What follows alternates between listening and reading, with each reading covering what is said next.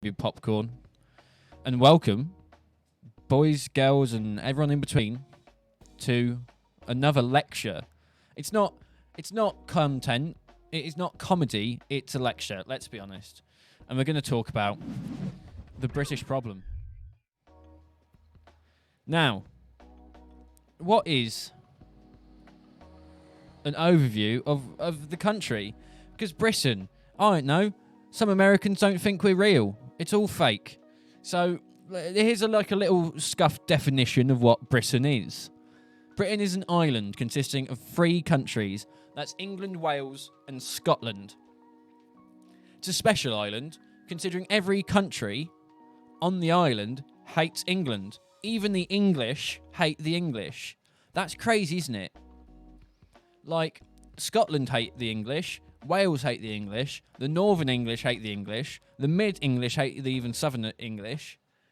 It's just like, Northern Ireland, Britannia's a country. They're just an island. Northern Ireland is part of the United Kingdom, but not part of Britain, if you didn't know. And that's why the Northern Irish don't want to be part of us anyways. We had, back in the day, one of the largest empires. Our empire spanned all through Africa, took most of the Asia region, Australia, obviously, America. It was huge. That's what the Commonwealth is nowadays. So the Commonwealth, whilst doesn't include America, because that one suck.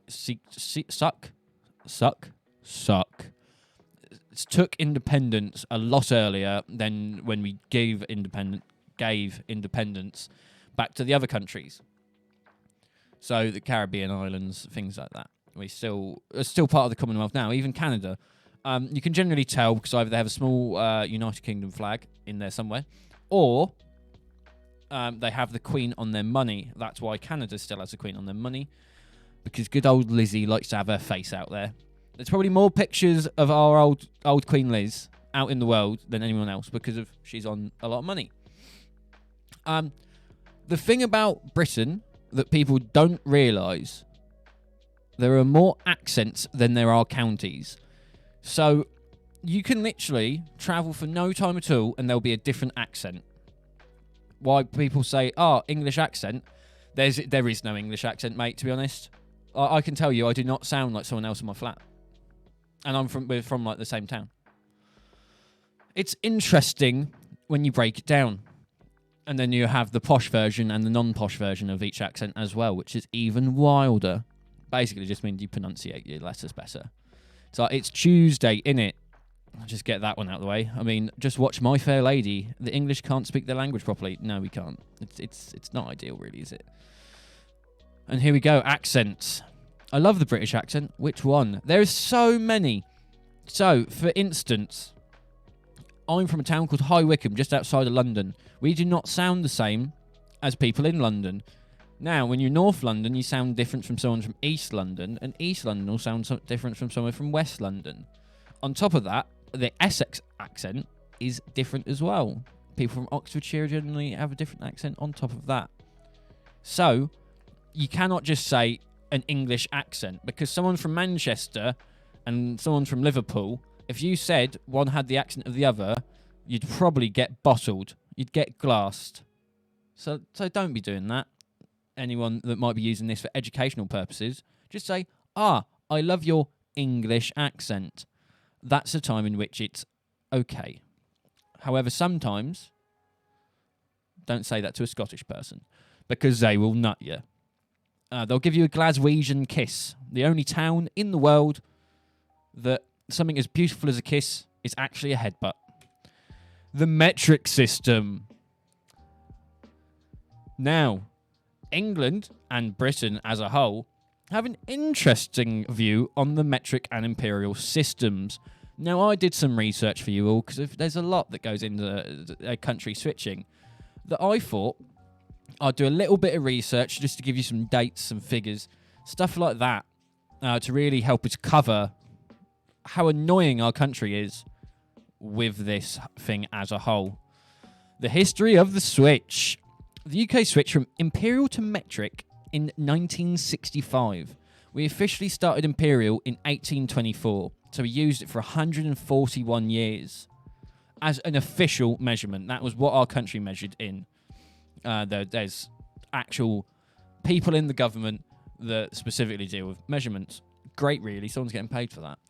Took until 2009 to cease, for yards to cease to be the primary measurement for like housing, stuff like that. You know, you'd say it's this many square yards, acres, all that stuff. That was finally done in 2009.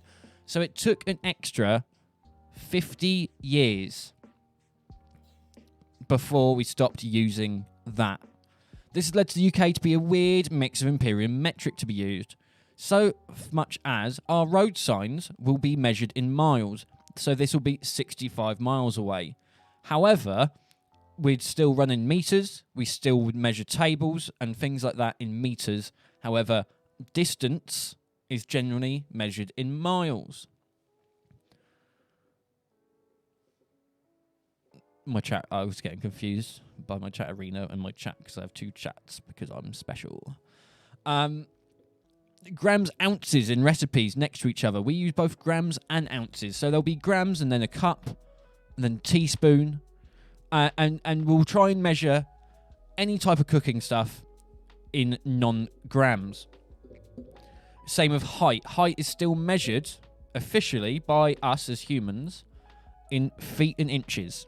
However, on the flip side of that, like the doctor will still measure in centimeters. So we get a weird mix here. There's been times where I've worked with someone that's a bit older that definitely went across from metric to imperial, that they'll use a tape measure because we have both sides. We have centimeters and meters and inches and feet.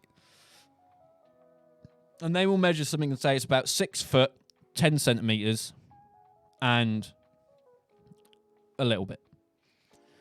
Because for some reason, we can do anything in England apart from measure accurately. Because we have the correct measurements. It's crazy. We don't talk about it too much. It's just a sort of thing. It's like we have pints. You get 4 pints of milk, however you get 2 litres of Coke. It doesn't make sense, but we still do it. Luckily, we don't do fluid ounces, because that would actually be madness. So, in conclusion, because this is a British problem, we can't settle on anything. We're trying to make everyone happy, you see. So an American can come over here and be like, oh, that's 65 miles away. Not a problem. However, Europeans are like, what? But then we have the greatest thing that I can use to explain this for, well, people over the age of 18. America doesn't count. You had prohibition. You still use 21 for some reason. You'd buy a pint in a pub. However, if you got a double shot, that's 50 millilitres. Wine, measured by the glass, is in millilitres. However, then you'd get a pint of San Miguel. So none of it really makes sense. We couldn't ask for like a third of a litre of a San Miguel. We asked for a pint. So there's your problem. It's not ideal. It's really not ideal. But that's Britain. So in conclusion, Britain's weird. Can't say much else, really. That does sort of sum it all up as a nice conclusion, sort of pin nail in there. It's weird. We can't really explain it.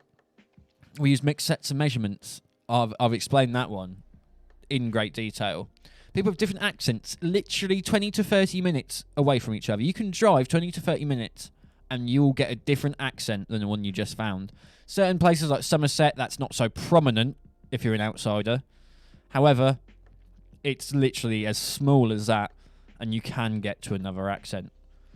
I didn't cover this, but London's also a shell. So, there's all great things to think about here. Really great to think for the think points. Sorry, that's a sound in my brain. There's a lot there that can be unpacked further, but I covered the greatest problems we face in Britain that's not too political. Yes, we have a governmental problem. We have problems with our socialism being taken away from us by people that want money.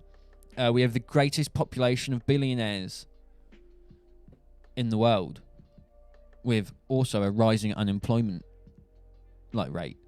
It's not ideal, to be honest, but sadly, that's England. So if you're not following, make sure to follow socials down below. Make sure to like and subscribe when this is on YouTube. And, well, if you're British, like me, I'm sorry. If not, have a great day.